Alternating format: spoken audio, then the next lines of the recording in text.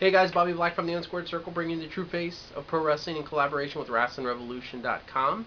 As you can tell from the title, I'm bringing the Triple Threat Thought back, which, used to be a website exclusive on our website, but now that I have title taps and their Wesley video game reviews on there, I'm figuring I can probably just kind of go with this, on YouTube. Plus, I didn't do a SmackDown review last night because I did a live review on Tuesday night on Top Rope TV. If you want to check that out, you can head to the link in the description box. But really, I just kind of felt like doing this because I didn't do a SmackDown review last night. So, all right, let's talk about one of the three topics that is up in the title. Let's talk about Sin Cara 1.0 versus Sin Cara 2.0. This is something that WWE apparently has been bouncing around, and they apparently think this is a good idea. I'm not too sure. As all of us saw on the live edition of SmackDown, or at least most of us probably saw, Sin Cara 2.0 turned heel by smacking Daniel Bryan in the face with a kick. I think it's a kick. And of course now the rumors are going around that Mystico, who is Sin Cara 1.0, is going to come back as Sin Cara, and then the other Sin Cara, which is Sin Cara 2.0, will be a heel Sin Cara, and then we will have the Battle of the Sin Caras, which I don't know if I really like that idea. I mean, really, it's not that interesting. I mean, I know they want to build up Sin Cara's cred, but maybe they could hire some other talented luchadors to help do that. Maybe. I don't know. I just think it's lack of originality on their part. They're doing the whole, who's the real Sin Cara? Well, the real Sin Cara, please stand up.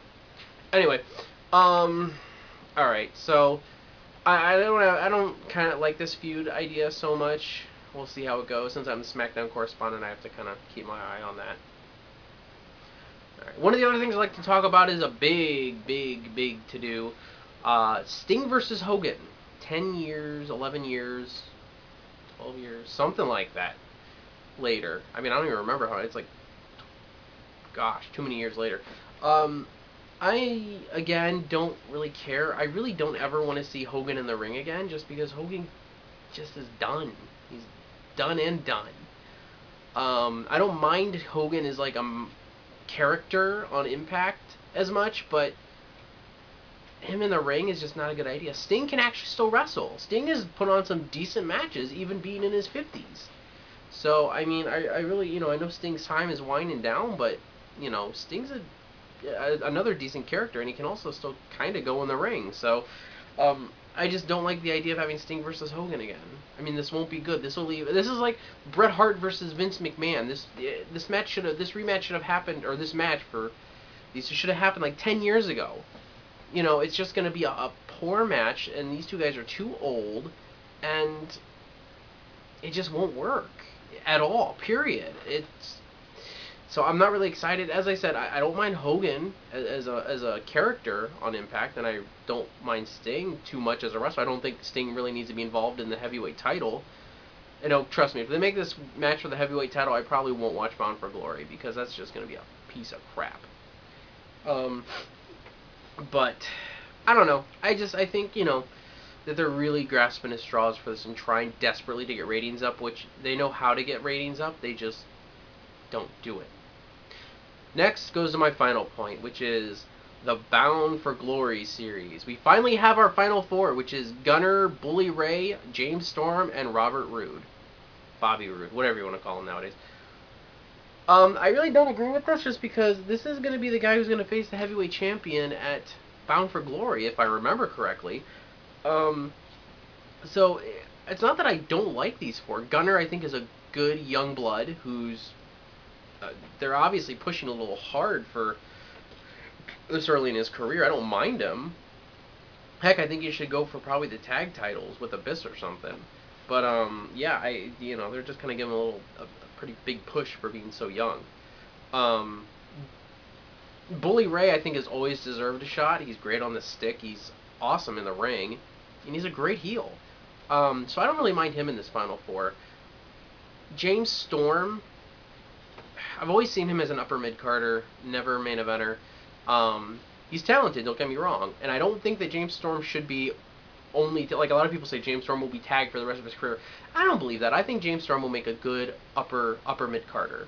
Holding like either the TV title or well, not the X title, obviously. He probably could have that title and defend it decently, but being a main event, like a main TV title contender, would probably be a good spot for him. Get the belt off of Eric Young, because who knows what they're doing with him.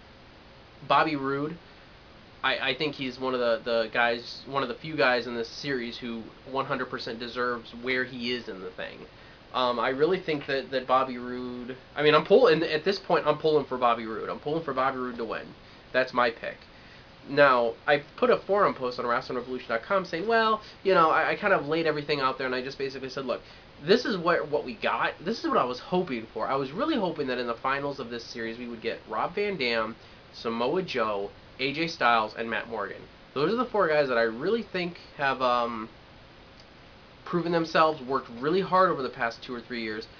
I really think they deserve a shot. All 4 of those guys, I think, deserve a shot at Bound for Glory. As I said, Bobby Roode, I wouldn't have put him in my original Final Four if I was booking it, but I definitely think that those 4 guys deserved it a lot more than, honestly, anybody else. And who I would put over in that, who I would put to go to face Kurt Angle at Bound for Glory, would be Samoa Joe. I mean, I don't know what the heck they're doing with Samoa Joe right now in this storyline, but they just... I don't know. I really just don't know what the heck they're doing with Samoa Joe. I mean, it's an epic fail, in my opinion. You have a guy that's like Samoa Joe. He's been around the block time and time and time again, and you just destroy him with all the crap you're putting him through. And he's injuring people. Please. Really? You're trying to make Samoa Joe into Mark Henry? Samoa Joe is not Mark Henry. Samoa Joe is... I mean, Samoa Joe is just the Samoan submission machine. He goes in there, he makes people tap. I mean, I think if anyone in the past couple years who has gotten the crappiest anything out of that company is Samoa Joe. If they should be pushing anybody right now, it should be Samoa Joe. And if I were booking it, that's what I would do. I would put Samoa Joe in the finals, and we would have the Samoa Joe versus Kurt Angle match. And I would probably put Samoa Joe over, letting Samoa Joe win. Because the one main event that Samoa Joe had at Bound for Glory was with Sting, and he lost. So I would definitely put Samoa Joe over Kurt Angle at Bound for Glory, because this would be a chance to prove that you're pushing your original talent. Like I would consider AJ, Morgan, anyone who pretty much made their name in TNA, and I know I'm going to get a lot of flack for Rob Van Dam, but I like Rob Van Dam's position in the company right now. As I said, I wouldn't put Rob Van Dam over, but Rob Van Dam brings a little bit of outside credibility to the other 3 guys, if you know what I mean. So I may get a lot of flack for that, but I don't care. That would be my pick. Yeah, so thanks for listening to me ramble. I'm Bobby Black. Please comment, like, and subscribe, and I hope you enjoyed.